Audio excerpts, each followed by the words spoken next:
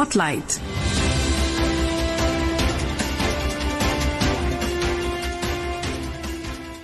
This is Akashvani. In the program Spotlight, now we bring you a discussion on National One Health Mission Assembly 2025, Strengthening India's Health Framework. The participants are Dr. Ajay K. Sood, Chairperson, Scientific Steering Committee on One Health, Principal Scientific Advisor to the Government of India, and Dr. Rajiv Bahl, Secretary, Department of Health Research and Director General, Indian Council of Medical Research. Moderator is Dhawan, anchor. Hello and welcome to our program. In Spotlight tonight, we bring you a discussion on National One Health Assembly. Joining us today are our experts, Dr. Ajay K. Sood, Chairperson, Scientific Steering Committee on One Health, Principal Scientific Advisor to the Government of India, and Dr. Rajiv Bahl, Secretary, Department of Health Research and Director General, Indian Council of Medical Research. Gentlemen, welcome to the program. Thank you. Thank you. I'd like to start with you, Dr. Sood. When we talk of the National One Health, the indication of the term is that a lot of coming together of different bodies under one body to bring in more synchronicity, to bring in more collaboration. Was that also the aim of this assembly?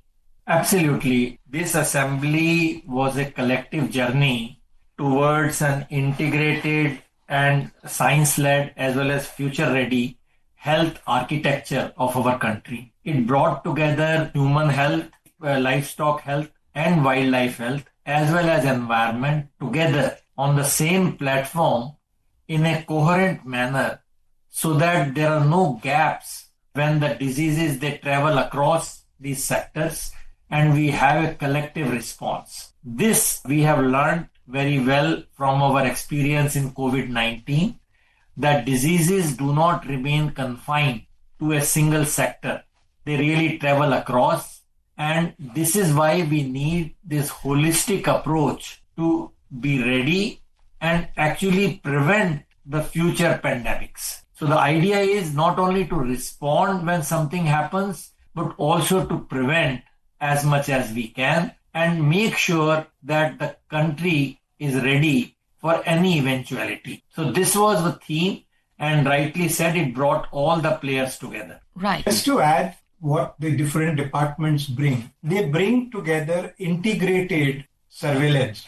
That whenever there is an outbreak, whether that outbreak is in humans or it is in wildlife or it is in our livestock, that we will be able to investigate it and we will be able to investigate those who are close to it.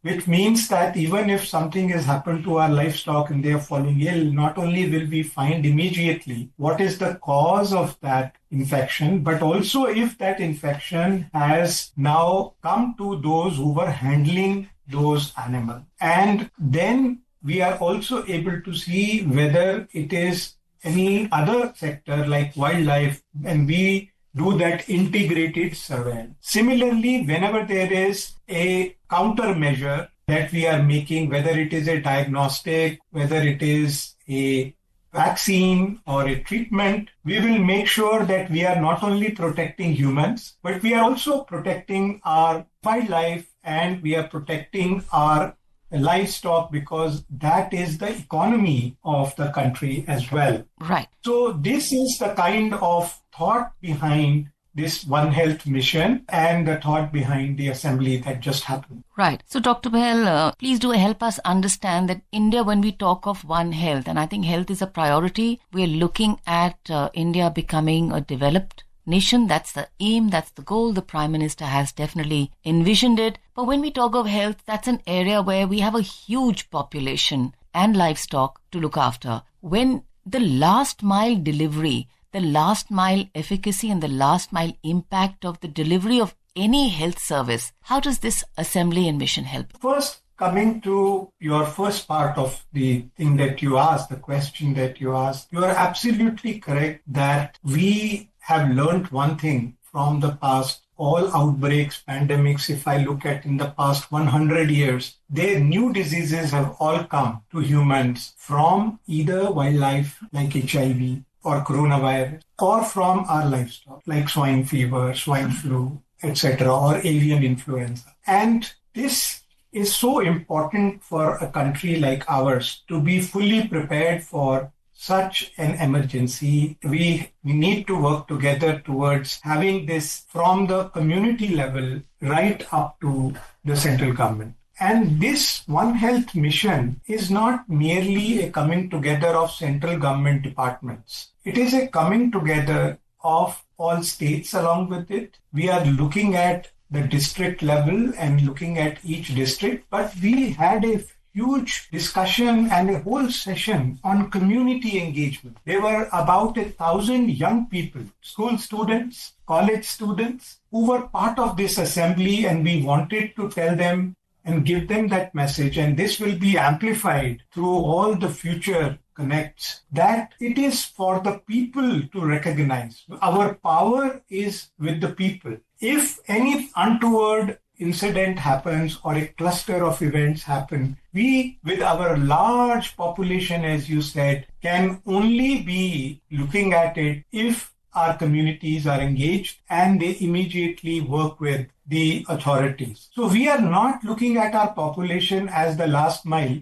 but actually as the first mile. And starting from them, we are making sure that we are a collective. For example, the NCDC has, the National Centers for Disease Control, has a portal now for community reporting of any illnesses. If there is even a small cluster, 2 or 3 or 4 cases of one kind, the community can report and should report. Similarly, we are engaging with the media, and there is now a AI-based model in the Ministry of Health that continues to look at every single media article that is published, including one in regional languages, to make sure that we are looking at any disease which has been reported by media from any part of the country. All these form our first level of information system. But we need then a full system to respond. And that is about creating the rapid response teams at the district level, the state joint outbreak response teams, and the national joint outbreak response team, which is ready to help any state which has an outbreak. Not only are these words at this moment or plans, what we have discussed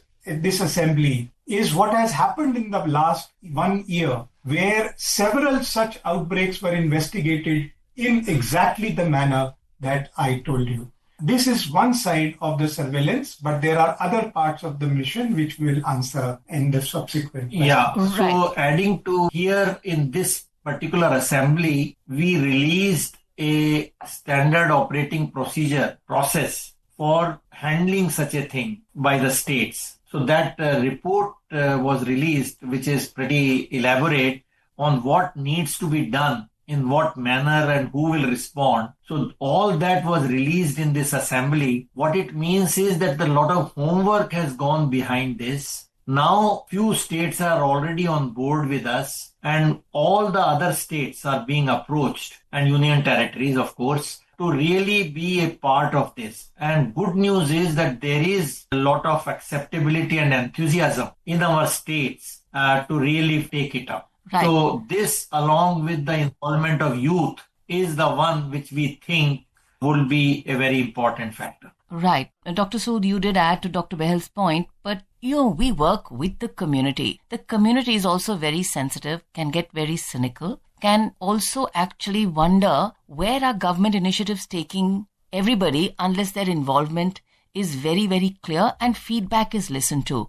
So we have handled outbreaks, we have handled epidemics. What are some things that the community has taught us and which we have managed to build in to the next handling of a critical and crisis situation? This is for you, Dr. Sood. Yeah, this is important because this cannot be done as a one-time job. What we need to make sure that there is a continuous dialogue between various bodies. So it will not happen in a day, but when they see that sharing of knowledge between center departments and the state departments and state to state, it's not only center to state alone, that actually helps for them to be ready. Because something, supposing which has happened in one particular state, we realized that something similar had happened in another state. And this One Health Mission framework really connected these two states. And the learnings from one state were extremely helpful to the other state. So this is the way to build the entire community, entire framework for a long time effect.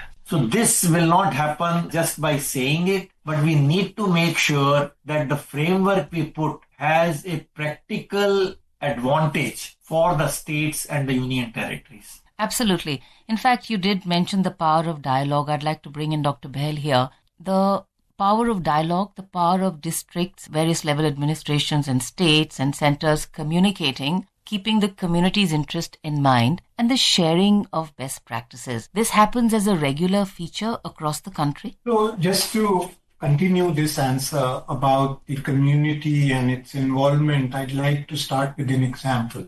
In India, during the COVID pandemic, we managed to cover about 90% or more of the Indian population who got, let's say, the COVID vaccine. If you compare that with a very developed country, United States of America, this percentage was close to only 75%. Right. Why did that happen? Because in United States, the dialogue and the discussion with the community was lacking. And when we discussed with them, they said that the trust between the authorities and the population in using masks, in taking vaccines, was simply not there. So what have we learned from even the COVID pandemic in India? 3 things. One, I would say, is that the community and the people are not merely, recipients of knowledge that can be provided to them by the state or by the central government. There has to be this dialogue that you talked about. Secondly, there is wisdom in the communities also. So it is very important. There are huge wisdom for years and generations about things.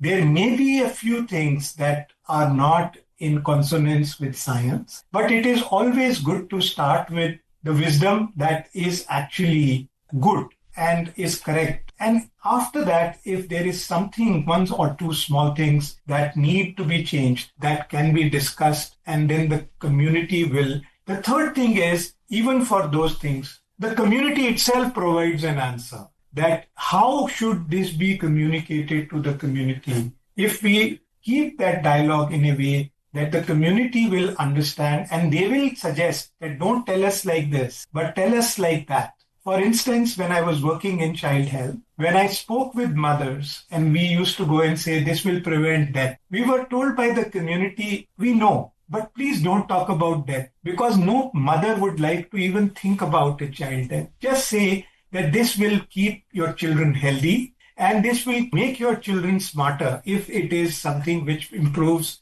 child's growth and development as well as protects the child from death. So that perspective is something that must be kept in mind, and we are working towards such engagement. In fact, in this assembly, there was a huge 1/4 of the sessions of assembly. One major session was on community engagement and making One Health a dialogue, something which we work with the community where there is true Jan Bhagidari. Right. And not just community as somebody we have to tell what. Absolutely. Dr. Bahl, really appreciate, this foregrounding of the bottom-up approach, the ear to the ground, the sensitivity of the community and its wisdom, taking that into account. And I think that's Bhagidari, that's respect. And respect can only breed more respect. And I think that's beautifully said. Right. So on this wonderful note, thank you very much, Dr. Sood and Dr. Bahl, for value-adding tremendously to our program.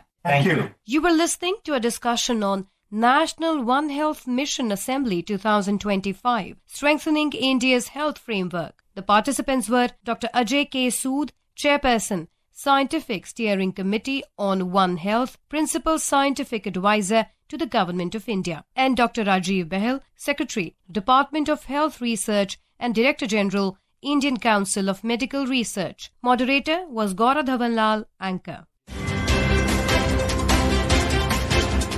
Spotlight.